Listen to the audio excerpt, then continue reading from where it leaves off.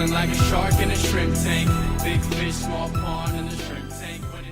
Hey everybody, and welcome to the post-show wrap-up video here on the Central Pennsylvania Shrimp Tank. I'm your co-host Nathan. Wait, what was I today? The white shrimp? Yes, sweet and nutty. Of all the sweet shrimp. and nutty. Alongside mantis shrimp, Taylor Ranker. The pugilist shrimp. That's right.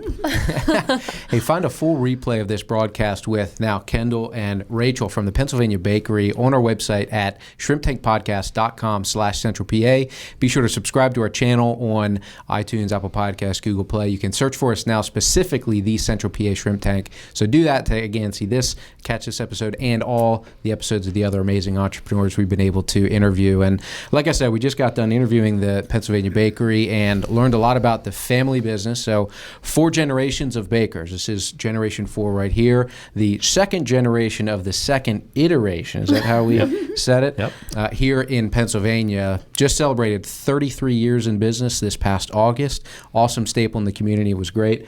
Sweet. It was really sweet to have them on the show. So check out all the things that they've done over the years, how they differentiate themselves. Don't eat. They talked about the storefront looking like a gingerbread house. Yeah. I recommend not trying to eat it because it'll probably hurt your teeth. But again, check out our website, shrimptankpodcast.com/centralpa. And we just want to let you guys introduce yourselves and then just tell us a little bit about the business, where you're located, number of employees, all that fun stuff.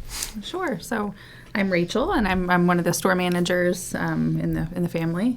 I'm Kendall. I'm also one of the store managers and the youngest sister out of the 3. Sure. Excellent. We have the one location in Camp Hill, and we're about 10,000 square foot in our facility. Total normal basis, we have about 40 employees. The holidays, we sometimes are well over 50. We do hire some just seasonal staff members. So yeah. This was a question. This is something that fascinated me. How often is there someone actually working there? Really 24/7. There's always that always just amazes someone. me. Yeah. I get that, but it's still I find that intriguing that it's just constantly. Yeah. I mean, we are closed on Sundays, so that is, that's a time where there would be a little bit of a break. Yeah. A little bit of a break. Yeah. Well, that actually brings up an interesting point because the reason, I think there's a specific reason why you're closed on Sundays, but we talked about faith and family, right, as a core part of your business. So talk about that a little bit and why that's relevant. I call it the culture. There's Yeah. a clear, when we have the luxury of interviewing you, there's a clear culture that exudes. So can you share that with us a little bit? Yeah, we'd love to. I mean, I'd say probably the biggest cultural thing of our business is our faith, and Nathan, like you said, that is a reason that we are closed on Sundays. My parents instituted that back from day one, that there was a day of rest, that we kind of take a break and remember why we're doing what we're doing, and then just as a business culture, faith is a big part of everything we do. There was a second piece there too, a second that just sort of oozed out of you in the interview, and that was family. And I viewed this in my noggin, this is just how I work, like a 3-layered cake. Right? I just did. So I heard family, but what I heard was 3 layers of family. The actual family, which originated with the Schenk name, right? And then there were the 2 other layers, which is then your extended work family, but also what I hear is you treat or think of your customers like family. Oh yeah, definitely. I mean, and what we were talking about in our interview. I mean, we have several employees, over 4 that we could think of that have been with us almost since the beginning, over 30 years. Yeah. And a lot of other long-term staff members as well. So they really are like family to us. And I can barely hang out with myself for 30 years. So that's pretty impressive. They're still with you after 30 years. Yeah, and we love them and have memories of them growing up. Yeah. And, and then of course our customers as well. I mean, we have customers that come in every morning. We know their name, their, what's going on in their lives, just information about them. So we consider them almost an extension of our family. Well, as well. see where I got this for you. I like that. That was good. That was good. A 3-layer cake. I would have gone with the Tres Leches cake. There you go. But that was a good one, Taylor. All right, so let's talk a little bit about the aspects of being a business owner, because we were talking a little bit earlier about time off is a little bit different, disconnecting is a little bit different. So talk through, actually, you mentioned that your parents suggested you don't get into the business initially, probably because of some of these things, but you did it anyways, which is like most good kids, we decide not to listen to our parents. So that's pretty good. But just touch on that a little bit and some of maybe the trade-offs, the positives and the negatives of being in the business. Yeah, I mean, we always grew up, in the business. Like I said, I was one when the doors officially opened in 1986, and we always saw our parents, run in. I have to run to work. I have to run. This happened. We're short staffed this day, and so we've observed that, and they always said, I don't want this for you. I want you to get a college degree, and you do something else. And so we all have degrees in different things, but we've always worked through high school, college, growing up, and I think it's a part of our soul. It really is, yeah. So I think there's something, and I think aspiring business owners should hear this. And it was a quote, and I'm not saying this to pick on you, Kendall, but it was a quote she made offset, which I really resonate with me. Holidays aren't holidays. Can you expound upon that just a little bit? Well, they're definitely not. Holidays, my in-laws, I know, always want us to come, to North Carolina in the holidays, and I'm just like, well, Christmas, I know for sure we're up for 48 hours straight working, packing orders for customers and everything like that, and then on Christmas Day we're dead tired and sleeping all day pretty much and not really spending time with it. Thank you for that. Yeah. So literally, your family and your extended family is part of the reason that my family can have as good a Christmas Day as we do. Yeah. So, but I think people who don't own businesses, don't run businesses, can take that for granted. Yeah.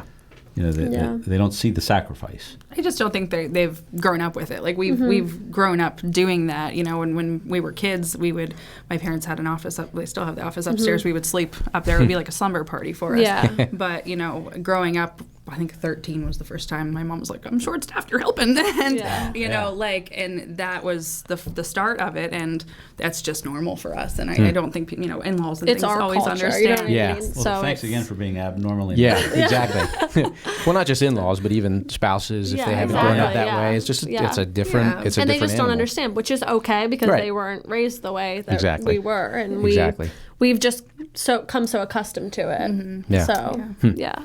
Well, one thing we touched on was how you differentiate as a bakery, particularly where there's this kind of mass push to be a, would you call it a boutique bakery? Is that the term you use? That's kind of trendy right now. Yeah. So we only do cupcakes, or we only do this or that, or we're a macaroon shop. I don't even know if they exist. But you guys are. Yes, they do. Thank you. So you guys are full on. Menu is very broad. You're adding things constantly, and you're listening to your customers, right? Oh, exactly.